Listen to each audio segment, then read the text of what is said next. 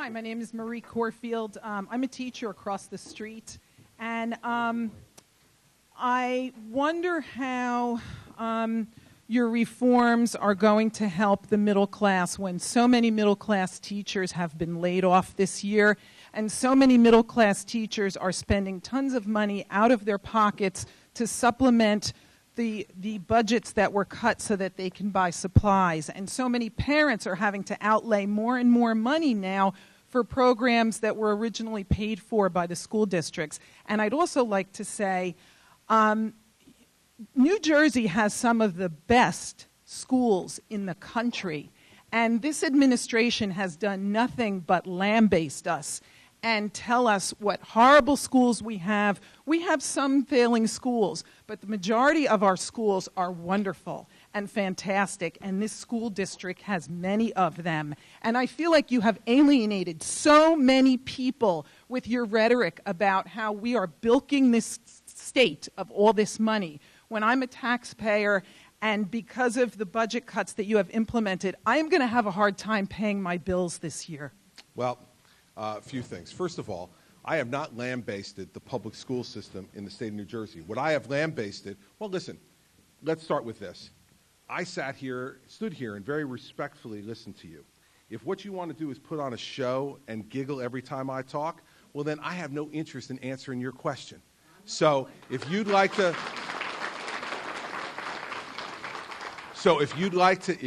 conduct a respectful conversation, I'm happy to do it. If you don't, please go and sit down, and I'll answer the next question. What's your choice? All right. First, the cuts that we made this year were the result of a loss of $1 billion in federal aid that was used as a one-time hit to artificially boost education funding in New Jersey. I didn't have that $1 billion to spend. President Obama sent it one time, and John Corzine spent it all in 1 year, in his re-election year. So I had a $1 billion hole to fill in the state education budget with declining state revenues.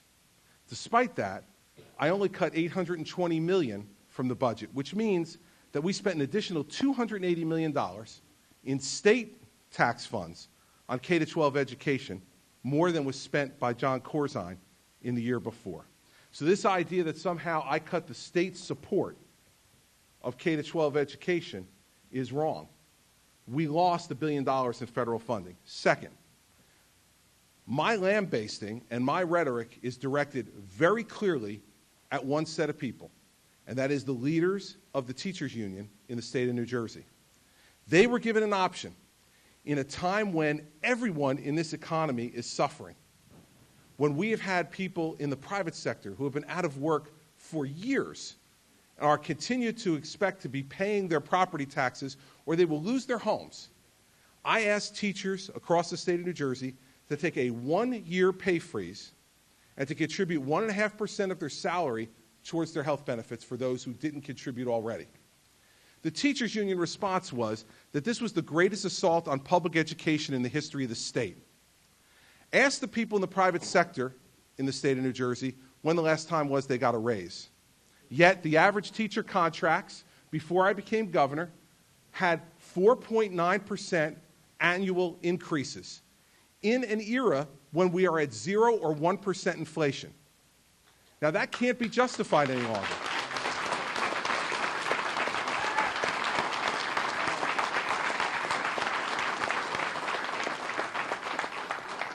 Next, the health benefit costs in the state of New Jersey for everyone in this room are out of control.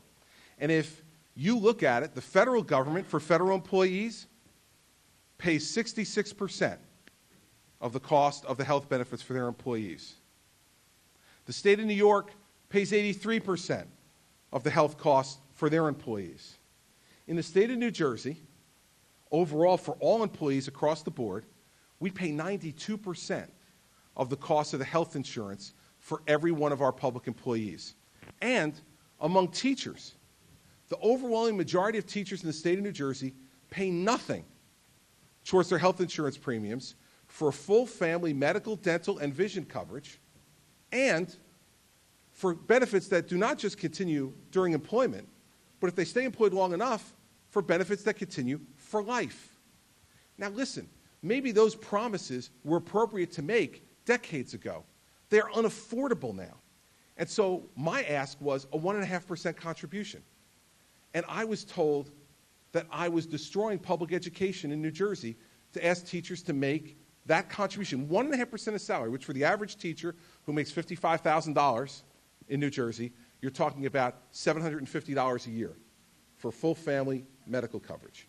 Now, my point to you is this. We have to get realistic about telling people the truth.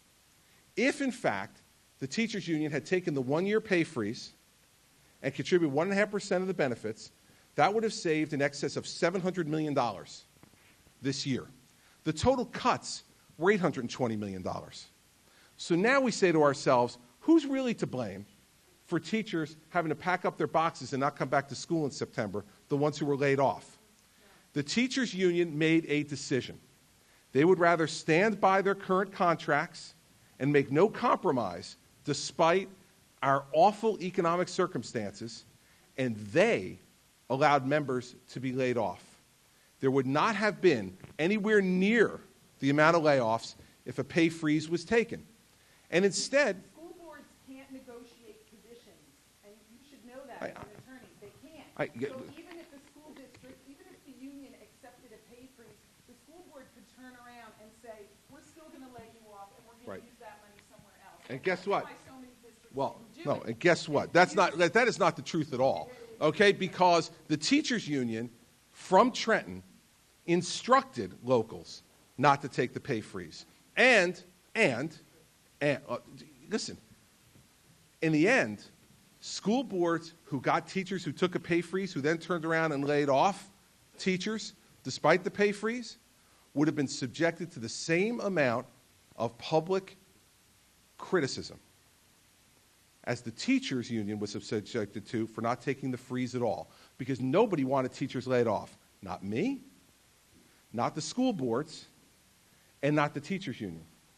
The difference is that the teachers union was unwilling to make the sacrifice that was necessary in order to avoid that problem. And let me say the last thing as to tone. You know, I'm very direct, and I'm going to say exactly what I think. And sometimes you can agree with it, and sometimes you'll disagree with it. That's who I am. But let me say this. I never stood up and prayed for the death of the president of the teachers union. Yet, the head of the teachers union in Bergen County sent out an email encouraging his members to pray for the death of the governor. And when I confronted the head of the teachers union about that, I said this to her. If a member of my staff had sent an email, even in jest, about praying for the death of the head of the teachers union, there would have rightfully been 5,000 teachers on the front steps of the State House demanding that I fire that person. And when I asked for the head of the teachers union to demand the resignation of that leader, they said no. Well, let me tell you something. If anybody who worked for me demanded the death of a leader of an organization in this state and asked for people to pray for it, I would have sent that person out the door before those 5,000 people ever got on the front steps. Yet, that person is still the head of the Bergen County Education Association. So if you want to talk about tone and who's doing what to who in this argument, I think that's not useful. But it goes both ways. Well, let me tell you, you bet it does, because you know what? If they're going to be out there praying for my death, then I'm going to say exactly what I think as well and not put any varnish on it either. So that's what we have to do.